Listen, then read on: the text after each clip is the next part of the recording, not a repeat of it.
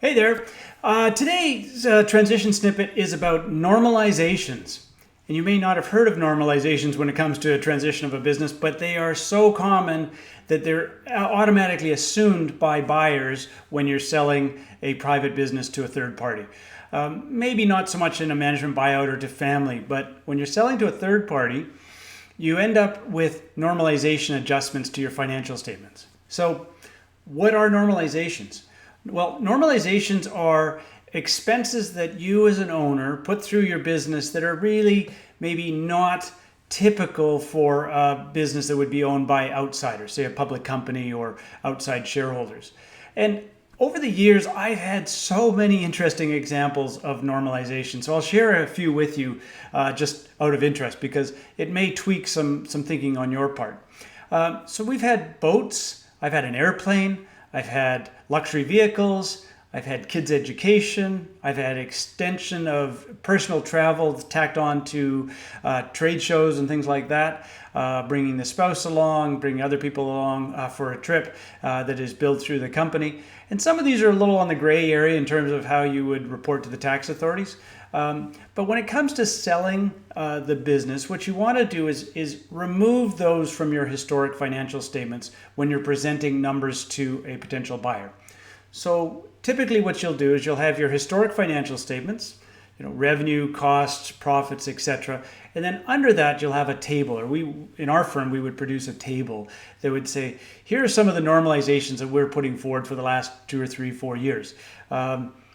Nanny expenses, some home expenses that would run through the company. I had a mother-in-law once that was on payroll that actually didn't even live in the city that the business was in. And we take all of those out, and what happens generally is you're going to increase the profitability of the firm or your company based on what those normalizations are. Now, sometimes, just to be honest or to be fair, you'll have normalizations that work against you. So it may be that you had some extraordinary income that came through from the sale of a property that you own that happened to be in the company, and you made a profit, but it's really outside of the company. So you're going to have to take that out, which then reduces your income, or maybe in that case, the capital gains that you'd received. So there are things that will work against you sometimes. So you have to be fair about it. Now, sometimes clients will push the boundaries a little bit, and they'll say, well, we hired this guy as a marketing manager last year and he just didn't work out. So we want to normalize his salary for the 3 or 4 months that he worked for us.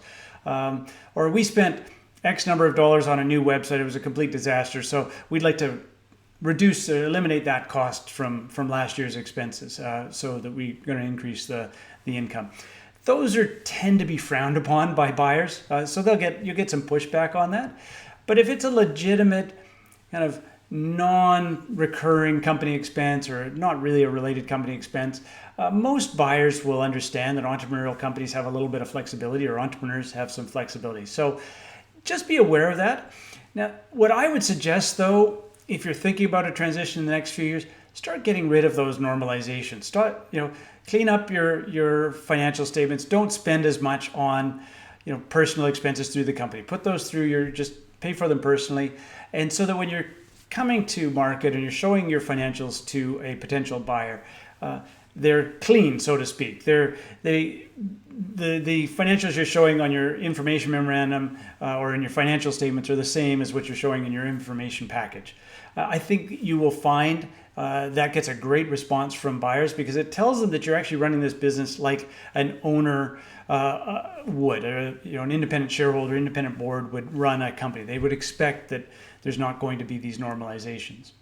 Now, over the last, say, 20 years of selling businesses, I've only had a handful, probably, maybe even less than a handful of private company sales where we have had no normalizations.